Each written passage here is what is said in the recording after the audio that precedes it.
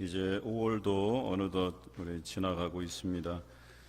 제가 봉성교회 부임한 지 6개월이 지나갔음을 어제 우리 성도 한 분께서 문자 메시지를 보내주셔서 알았습니다. 벌써 6개월이 이렇게 빨리 지나갔구나 하는 생각을 해보았습니다. 제가 부임한 시기가 매우 중요한 시점에 있다는 생각을 늘 하고 있습니다.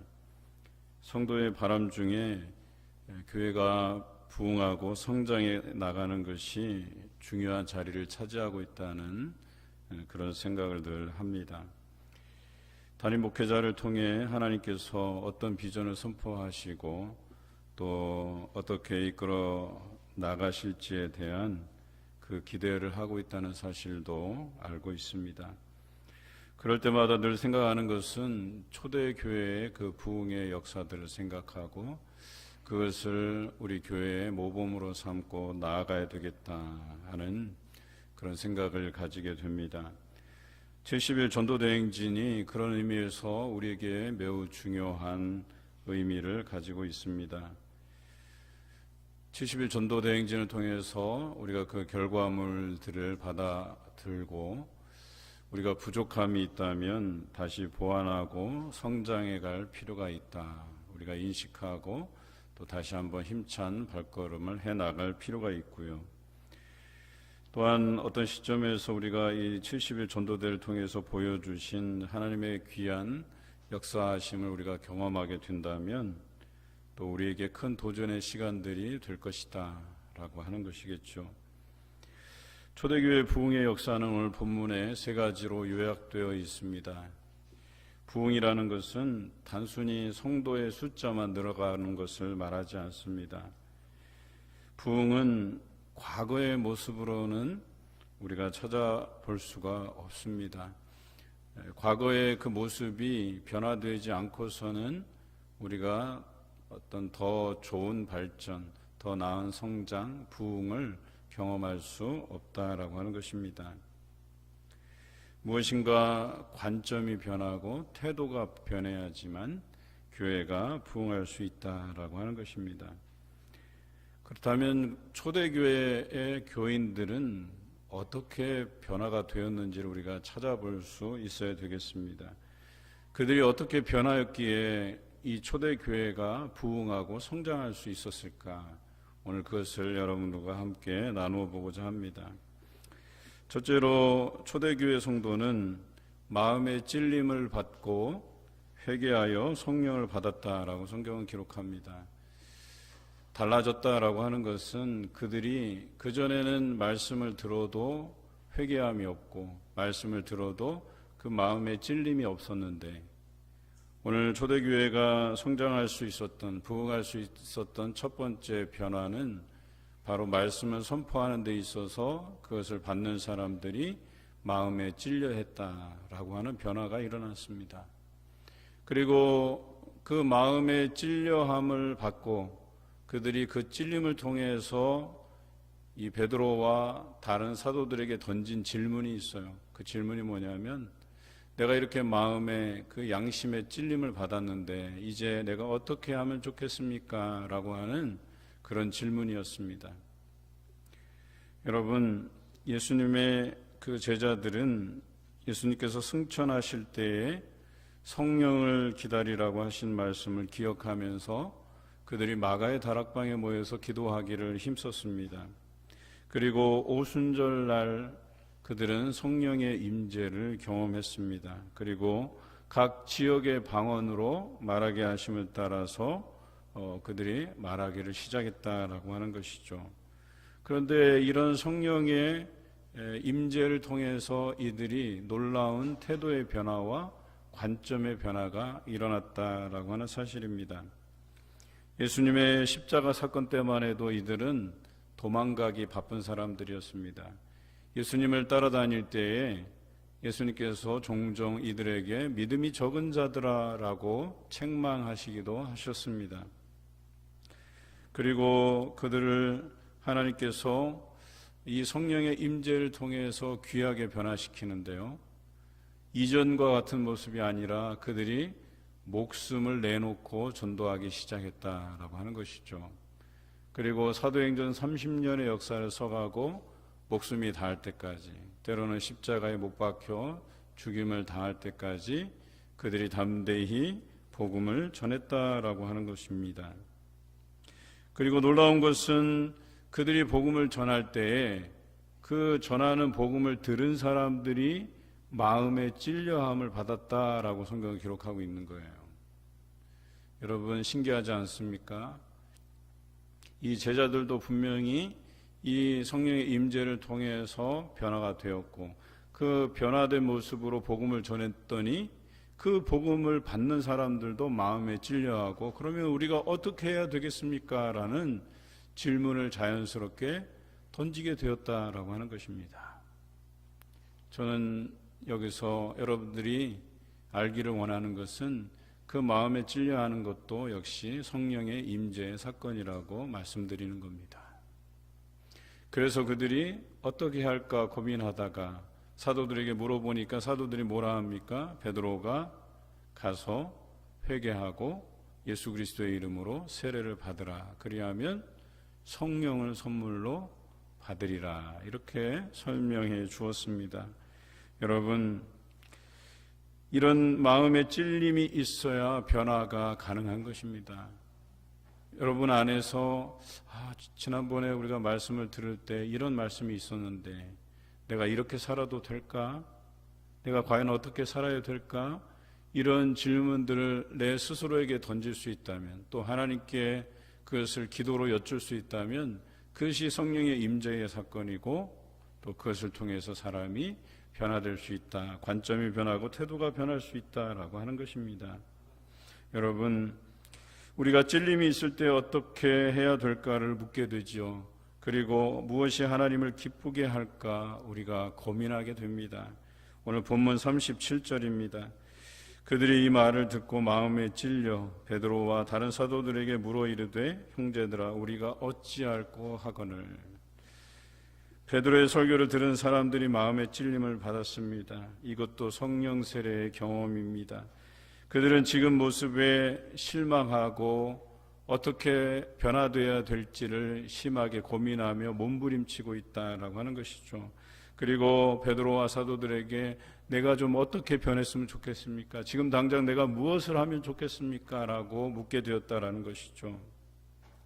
이런 삶에 대해서 베드로는 앞전에 설명했던 것처럼 회개하고 또 예수 그리스도의 이름으로 세례를 받고 성령을 선물로 받으라고 이야기합니다. 여러분 어떠합니까? 우리의 마음이, 우리의 영적으로 무딘 마음이 있다면 우리가 아무리 좋은 말씀을 선포하더라도 그 마음의 찔림을 받지 않습니다. 여러분 1년 내내 말씀이 선포되어지는데 그 중에서 내가 마음의 찔림이 없다, 그러면 한번 내가 영적으로 무디어 있는 건 아닐까라고 하는 것을 한번 고민해 보십시오. 그리고 간절히 바라시기 바랍니다. 그 말씀이 내게 찔림이 되게 해달라고. 내가 여전히 영적으로 우둔한 마음으로 말씀을 받아들이고 있지 못하는 것은 아닌지를 다시 한번 회개하며 하나님 앞에 서가는 여러분 되시길 바랍니다. 그런데 이 마음의 찔림을 받지는 못할지언정 우리는 말씀을 판단하고 내게 유익한 말씀인지 이 말씀을 재단을 하기 시작해요. 내가 받기 좋은 말씀들만 받으려 하고 내가 싫어하는 말, 저건 내 생각과 달라라고 하는 것들은 혹시 재단에서 선별적으로 여러분이 받고 계신지는 아는지. 여러분 이런 자세로는 신앙이 성장하지 않습니다. 그냥 그대로 정체되어 있습니다. 뭔가 내게 발전적인 것들이 들려져야 되는데 들려지는 것들마다 나를 충동하고 나를 새로운 도전의 길로 몰아가고 광야의 길로 몰아가고 해야 되는데 왠지 그런 말씀은 내가 거리끼는 것 같고 내가 불편하고, 그래서 그런 말씀들은 한번 외면하고 내가 듣기에만 달콤하고 이것이 나의 지금 내가 하고 있는 이 신앙생활에 맞춤이 되는 그런 설교만 듣는다고 생각해 보세요. 그러면 그 신앙에서 더 나아질 게 없다는 거예요. 새로운 말씀들이 들어오지 않으면 영적인 갈급함도 가지기가 어렵습니다. 이런저런 그런 영적 갈급함이 생기지 않으니까 그냥 이단 사설들에 귀 기울이게 되고, 심심하니까 여기저기 좋지 않은 말씀들에 귀 기울이게 되고, 가짜 뉴스에나 이렇게 귀 기울이게 되고. 여러분, 영적 분별력이라고 하는 것은요, 말씀과 묵상, 그 말씀의 묵상과 기도에서 비롯되는 거예요. 그래야지만 우리에게 선포되어지는 말씀이 우리에게 때로는 쓰기도 하고 달기도 하고, 그 쓴 말씀은 내가 찔림을 가지고 받아들이고, 단 말씀을 내가 그것을 기쁨으로 받아들이면 되는 거예요. 그런데 이런 영적 분별력이 없다 보니까 내가 단 말씀들, 내게 송이꿀처럼 단 말씀들만 섭취하고 쓴 말씀들은 다 내버린다라고 하는 것이죠. 그런데 한번 생각해 보세요. 우리를 변화시키는 것들은 대부분이 쓴 말씀이에요. 쓰디쓴 말씀이에요. 내게 찔림이 되는 말씀들이에요. 그것을 내가 수용하고 받아들여야지만 나의 그 영적인 무딤에서 벗어날 수 있다라고 하는 것이죠. 그리고 이런 영적 분별력이 있는 사람들만이 선포된 말씀에 대해서 순종하는 마음으로 마중 나가게 된다라고 하는 것입니다. 그것이 마음의 찔림이라고는 성경은 기록하고 있어요. 어떻게 하든 변화된 삶을 살고 싶어하는 마음이 생겨나는 것입니다. 말씀을 듣고 거룩한 부담감을 가지는 것이 우리에게 당연한 일인데, 또 하나님의 사명에 우리가 부담감을 가지는 것이 당연한 삶인데, 여러분, 혹시라도 우리가 하나님의 그 사명에 대한 부담감이 없는 그런 삶이 되고 있지는 않은지, 그냥 사명에 대한 선포를 했는데도 불구하고 저거는 나랑 별로 상관이 없어, 나는 저거 해야 될 의무가 없어, 책임이 없어, 사명이 없어 라고 생각한다면 과연 그것이 맞겠느냐라고 하는 것입니다. 여러분, 관심이 없는 것이 우리 현대인의 질병 중에 가장 무서운 질병이라고 합니다. 암이라든지 이런 질병이 무서운 게 아니라요, 사람에 대한, 또 사명에 대한 그런 관심이 없는 것이 가장 무서운 병이에요. 그래서 사람이 고독하게 죽어가는 것이 가장 우리 사회에서 좀 사라져야 될 일들이에요. 그런데 그런 것들이 사라지게 하려면 관심이 있어야 돼요. 관심. 우리 주변에 대한 관심이 있어야 돼요. 사명에 대한 관심이 있어야 돼요. 하나님께서 내게 어떤 삶을 요구하시는지에 대한 관심이 있어야지만 그렇게 살 수 있는 것이죠. 그런데 여러분, 관심이 없는데, 사명에도 관심이 없고, 사람에도 관심이 없고, 하나님에게도 관심이 없고, 성경 말씀에도 관심이 없고, 기도하는데도 관심이 없는데 우리가 과연 하나님을 사랑할 수 있겠느냐라고 하는 것입니다. 이것은 100% 하나님이 나의 삶에 어떠한 유익으로 작용할까만을 생각하는 사람이에요. 그러니까 사명에는 관심이 없는 거예요. 그냥 하나님이 나의 삶에 유익한 도구일 뿐이에요. 쓰면 뱉고 달면 삼킨다, 이런 말씀이 있잖아요. 하나님이 목적이 아니고 도구화 된 거예요. 하나님이 내게 유익하면 내가 하나님을 믿고, 하나님이 내게 유익한 것을 주지 않으면 내가 하나님을 믿을 필요가 뭐 있어? 여러분, 그런데 우리 삶에서요, 특히 기독교인들 중에서도 하나님을 도구화시키는 사람이 분명히 있어요. 그래서 때로는 내 마음에 안 차면 원망하고, 또 내 마음에 차게 응답해 주시면 감사해하고. 그런데 오늘 성경에 보면 역대 아주 위대한 믿음의 사람들은, 특히 욥과 같은 사람들은 자신이 잘 될 때나 자신의 것을 다 빼서 갔을 때에도 하나님을 원망하지 않았어요. 하나님을 끝까지 믿고 견디고 이것이 하나님의 본심이 아닐 거라고 그는 고백해 냈다라고 하는 것입니다. 여러분, 우리가 지으심을 받은 목적을 이 시간 꼭 기억해야 돼요.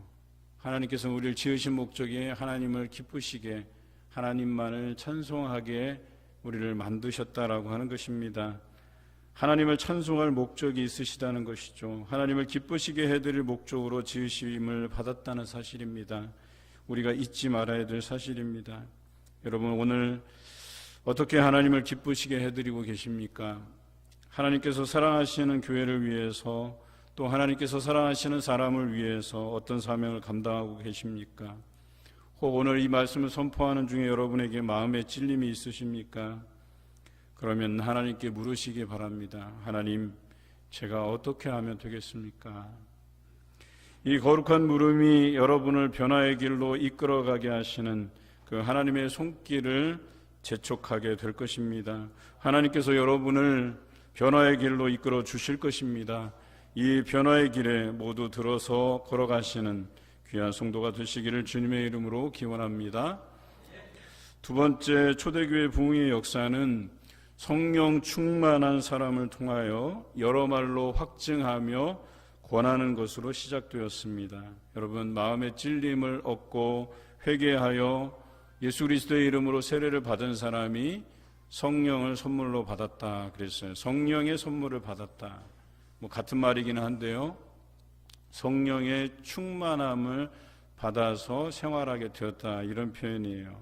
마음의 찔림이 성령의 임재의 경험이라고 한다면, 믿고 세례를 받은 그 이후로부터 우리가 그 성령 충만하여 여러 말로 확증하고 권하게 된 것은 성령 충만한 삶이라고 이야기하는 것이죠.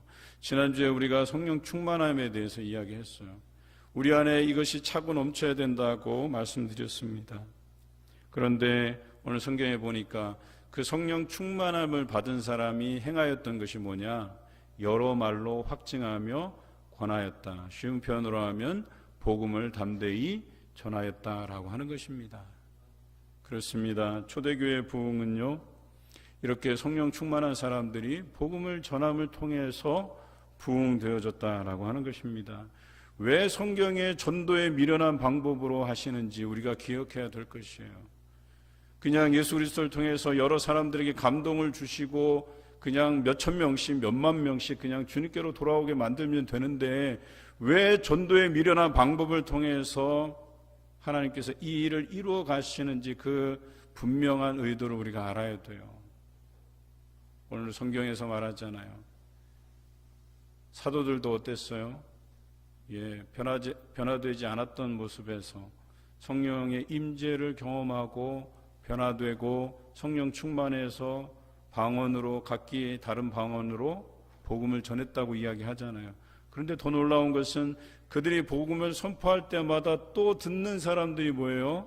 그것을 듣고 마음에 찔려하고 성령 충만하여져서 또 나가서 여러 말로 확증하고 권하는 일들이 일어났다라고 하는 거예요. 연쇄적인 반응이 일어났다고 얘기하는 거예요. 여러분, 베드로 한 사람으로 인하여서 3,000명이 회개하고 돌아온 게 아니에요. 베드로와 사도들이 선포하고 그것을 들은 사람들이 또 다른 사람들에게 선포하고 그 들은 사람들이 마음에 찔려하고 회개하고 세례받고 성령을 선물로 받고 성령 충만한 삶으로 변했다라고 얘기하는 거예요. 이 연쇄적인 반응들이 일어났다고 이야기하는 거예요.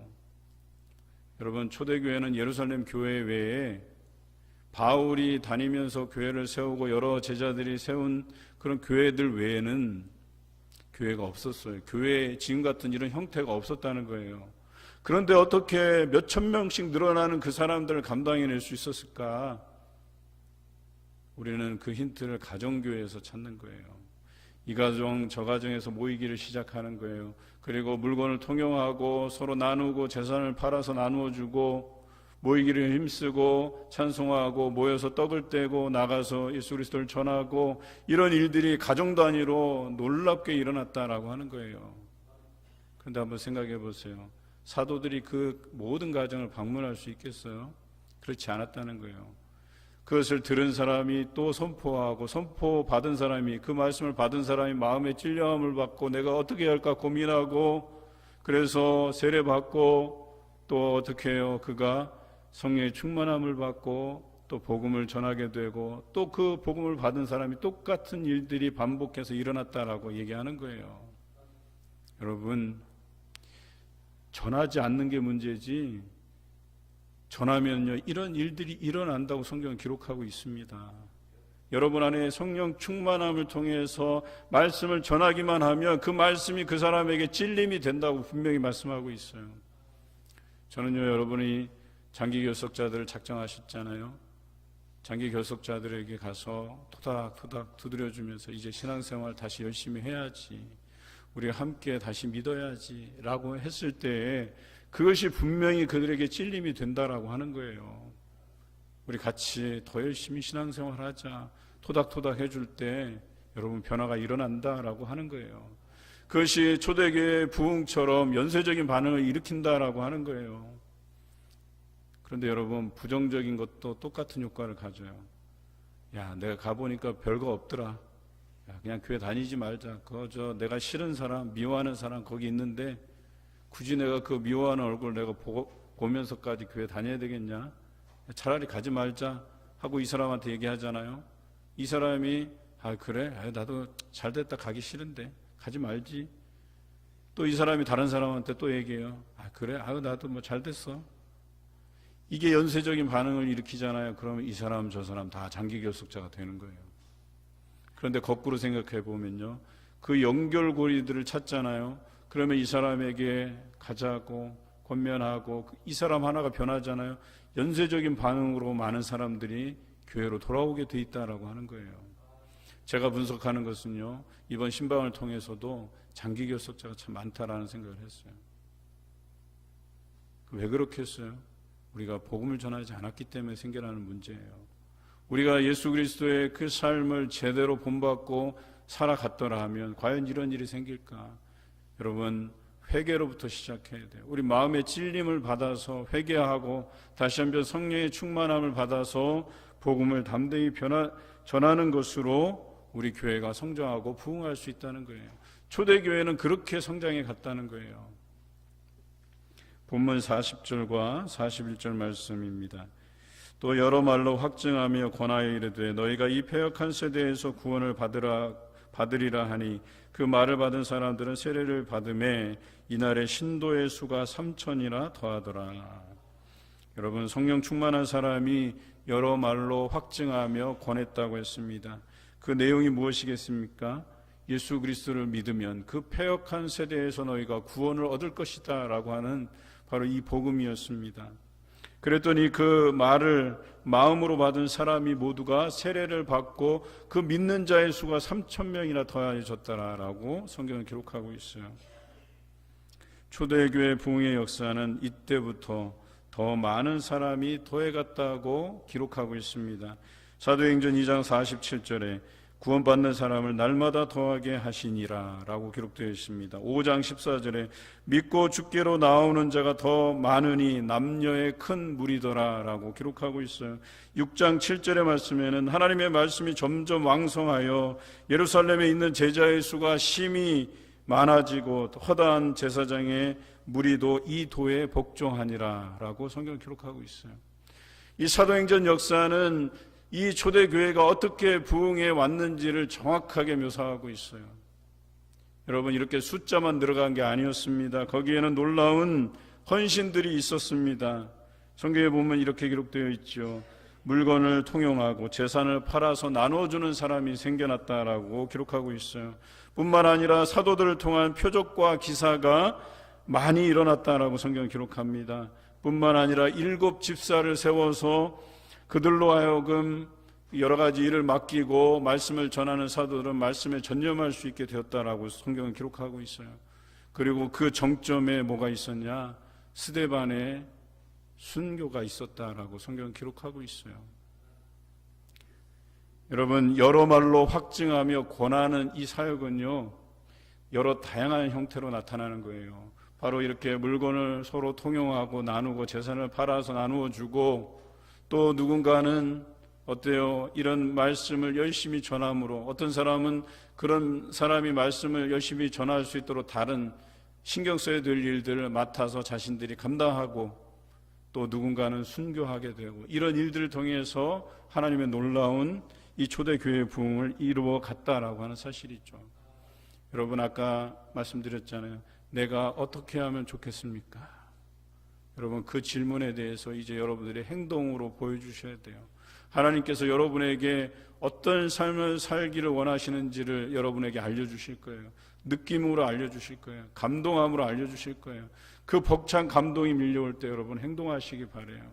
물질로도 또 또 직분 맡은 것으로 또 여러분들이 순교하고 헌신하심으로 여러 방법으로 하나님께서는 섬기시게 하실 것입니다. 이것이 바로 여러 말로 확증하고 권한다라는 뜻이에요. 확증하는 것이 꼭 말씀이 아니어도 돼요. 여러분들의 삶으로도 충분히 보여줄 수 있다라고 하는 것입니다. 서로 물건을 나누고 재산을 팔아 나누어주고 사도로서의 본분을 다하고 일꾼들을 세워서 그 일꾼들이 그 일을 잘 감당하고 심지어 순교하는 일까지 이 초대교회 부흥의 역사 안에 담겨져 있어요. 단순히 숫자만 늘어나는 게 아닙니다. 단순히 복음만 입술로 전해진 게 아니에요. 이런 행함이 함께 묻어 있다라고 하는 것이죠. 이들은 모두 그 본분을 다할 뿐 아니라 여러 말로 복음 전하기를 힘썼다라고 하는 거예요. 이럴 때 초대교회가 부흥했다라고 하는 것이죠. 오늘 이 예배에 참여하고 계시는 모든 성도에게 성령의 충만함이 있으시기를 주님의 이름으로 축원합니다. 마음의 찔림을 받고 어떻게 해야 할지를 하나님께 물으시는 여러분 되시기를 주님의 이름으로 기원합니다. 여러분 모두가 여러 말로 확증하여 복음을 권하시는 삶을 살아가시길 주님의 이름으로 기원합니다. 세 번째로는 초대교회 부흥의 역사는 사도들의 가르침을 받아서 교제하며 기도하기를 힘쓰는 일로 시작되었습니다. 사도들의 가르침을 받는 것이 매우 중요합니다. 여러분 사도라는 말은 예수님과 함께 활동했고 예수 그리스도의 죽으심과 부활을 목격한 사람들에 한해서 일컫는 말입니다. 즉 예수님께서 부르신 제자들 그리고 그들을 통해서 하나님의 공생애를 감당하고 예수 그리스도의 그 죽으심과 부활을 목격하게 하신 이들에게 국한되었으는 말이에요. 물론 지금은 이 사도들의 가르침을 받을 수가 없어요. 물론 성경을 통해서는 가능합니다. 성경에서 이 사도들의 행적들을 우리가 익힘을 통해서 배움을 통해서 배울 수는 있어요. 그렇다면 오늘날 우리가 이 가르침을 주는 사람은 누구이겠습니까? 목회자일 수도 있고 평신도일 수도 있습니다. 저는 목회의 방침이 목회자 중심이 아니라 평신도 중심의 사역을 이렇게 바라보고 있어요. 우리 교회는요, 평신도들을 잘 길러서 그 평신도들이 또 다른 평신도를 가르치고 또 거기에서 배움이 일어나고 또 그렇게 교회를 이끌어 나가기를 원합니다. 그래서 저는 각 분야에 아주 특출난 디렉터들을 세울 목적을 가지고 있어요. 구역 예배 인도자들 중에서도 이것을 컨트롤할 수 있는 디렉터가 필요하고 구역장 중에서도 이 구역장들을 훈련시키고 관리할 수 있는 디렉터가 필요하고 앞으로 그런 사람들을 훈련해서 세워갈 것이에요. 그런 분이 장로님이 되실 수도 있고 또 안수 집사님이 되실 수도 있고 권사님이 되실 수도 있어요. 사실은 평신도도 될 수가 있어요. 집사들도 될 수 있습니다. 그런데 이 장로, 권사, 안수 집사가 되면 집사한테 내가 배워야 되나 이런 생각을 가질 수도 있어요. 그런데 우리는 전향적으로 생각을 해야 돼요. 집사에게도 배울 것이 있으면 배워야 되는 거예요. 여러분 또한 이 디렉터들도 목회자로부터 가르침을 받아야 됩니다. 처음에는 이 평신도들이 어떻게 사역하고 이 목회 사역의 동역자가 될 것인지에 대해서 잘 몰라요. 그래서 너무 열심만 앞서다 보면 그 목회 방향과 잘 맞지 않는 경우도 생겨요. 트러블이 생겨날 수 있어요. 그래서 목회자에게 배울 필요가 있다는 거예요. 목회의 방향을 정확히 이해하고 그들이 어떤 역할을 수행하는지에 대해서 함께 논의하고 협력해야 된다라고 하는 것이죠. 1 뿐만 아니라 우리는 가르침을 받는 일로 시작해서 교제하고 기도하기를 힘써야 된다고 성경은 기록합니다. 교제만 있고 기도하지 않는다면 우리 교제는 친목 모임일 뿐이에요. 교제는 기도를 통해서 복음 사명을 감당할 그 목적을 가지고 이루어져야 된다라고 하는 것이죠. 어떻게 하든 모여야 되고 교제가 이루어져야 되는데 그 교제 모임 안에 기도가 필수적이라는 거예요. 사명 감당하는 목적으로 모여야 된다라고 하는 것입니다. 여러분 반대로 한번 생각해 볼까요? 열심히 기도하기는 하는데 모이지를 않는다. 여러분 어떻게 될까요? 그냥 자기 신앙만 되는 거예요. 열심히 기도만 하는데 모이지를 않아요. 교제하지 않는단 말이에요. 구역 모임에서 교제해야 되고 공동체 안에서 교제해야 되는데 기도는 참 열심히 하는데 모임이 없어요. 교제하지 않아요. 이것도 문제라는 거예요. 여러분 개인 신앙이 아니라 이 개인이 가진 그 신앙의 감동을 통해서 사람들에게 나누어 줘야 된다라고 하는 거예요. 그런데 그 나눔이 어디서 일어나냐? 교제를 통해서 일어나는 것입니다. 오늘 성경에 보니까 이런 교제와 기도를 통해서 그들의 삶이 바뀌었다고 그 43절부터의 말씀에 기록되어 있어요. 그들이 온전히 모여서 교제하고 떡을 떼고 하나님을 찬송하고 물건을 통용하고 자신의 재산을 팔아서 서로 나누어주는 이 놀라운 일들이 예루살렘 교회에 일어났다라고 하는 것입니다. 그리고 더 중요한 것은 이 교제와 기도로 시작된 이 공동체적 삶이 많은 사람들에게 칭송을 받을 만한 일이었다라고 성경은 기록하고 있어요. 그리고 그것을 보고 많은 사람들이 주께로 몰려왔다고, 믿는 사람의 수가 더해졌다고 성경은 기록하고 있다라고 하는 것입니다. 여러분 교회 안에서 교제하고 기도에 힘쓰기만 해도 이런 역사가 일어난다고 성경은 기록하고 있어요. 보이지 않아서 그래요. 기도하지 않아서 그래요. 초대교회 부흥의 역사는 과거로 끝난 것이 아닙니다. 현대 교회들도 이런 초대교회 부흥의 역사를 모범으로 삼고 우리가 실천할 때 놀라운 부흥의 역사는 나타난다, 지속될 수 있다라고 하는 것입니다. 여러분 봉산교회도 이 초대교회 부흥의 역사를 모범으로 삼아 놀라운 부흥의 길로 나아갈 것입니다. 여러분들의 헌신적인 삶을 통해서 이것들을 이루어 가실 것입니다. 또한 마음의 찔림을 받고 어떻게 해야 할까를 묻고 성령 충만한 삶을 통해서 여러 말로 확증하며 권하는 일과 가르침을 받아 교제하며 기도하기를 힘쓰므로 우리 교회의 부흥의 역사를 써가시는 성도가 되시기를 주님의 이름으로 기원합니다.